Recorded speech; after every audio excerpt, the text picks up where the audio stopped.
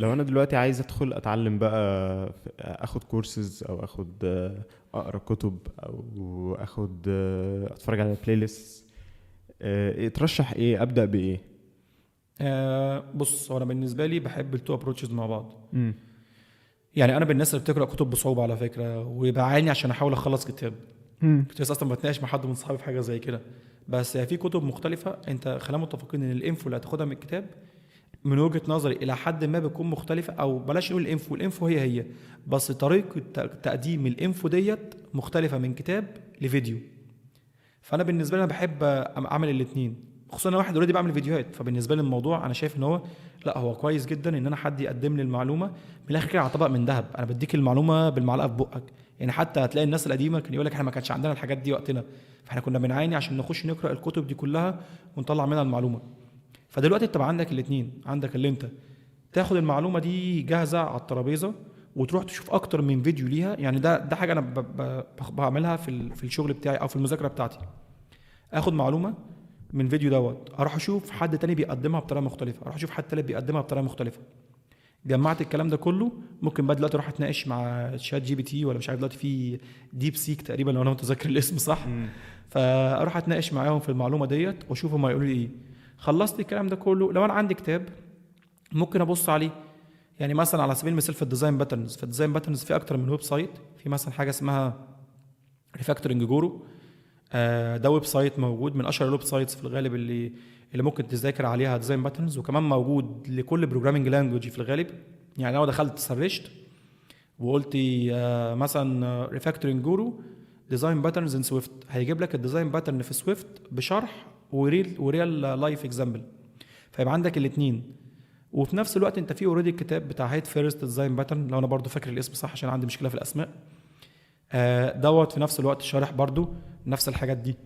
فانت بالتالي لما اخد الانفو من هنا واخد الانفو من هنا وابدا اجمع الاثنين دول مع بعض، في الاخر خالص تروح اتفرج على فيديو، هتحس ان انت عملت كده، دخلت دماغك في الخلاط وطلعت منها شويه حاجات جميله كده، تطلع في الاخر بالانفو الجاهزه بقى اللي انت تبقى قاعد مبسوط بيها.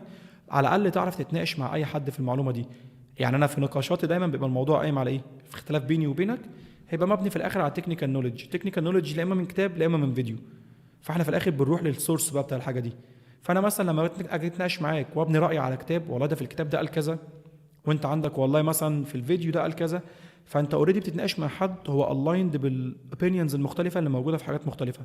فده بيدي انطباع كويس عن الشخص اللي قدامك ان ده بيقرا وبيشوف فيديوز وبيقرا ارتكلز، فالموضوع حلو شويه. لو ممكن تقول لنا الكتاب الكتب اساميهم ايه عشان برضو نعرضهم للناس؟ في هيد فيرست ديزاين باترن هيت فيرست. تقريبا.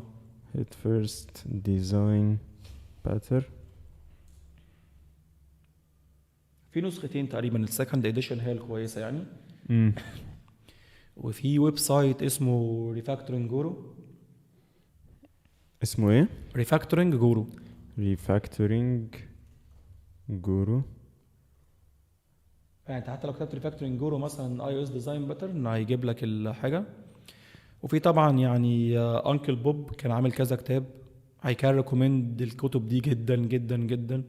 تلاقي بقى كلين اركتكتشر، كلين كود. وكان في الغالب مش عارف ذا كلين كودر تقريبا حاجه لو انا متذكر الاسم صح. في ايه تاني. واصلا هو اوريدي عامل بلوج كده كده. يعني لو انت مثلا مش عايز تقرا كتاب ممكن تخش تبص على البلوج ديت. في الغالب هتلاقيني بشرح منها دايما اي حاجه لها علاقه بالكلين اركتكتشر.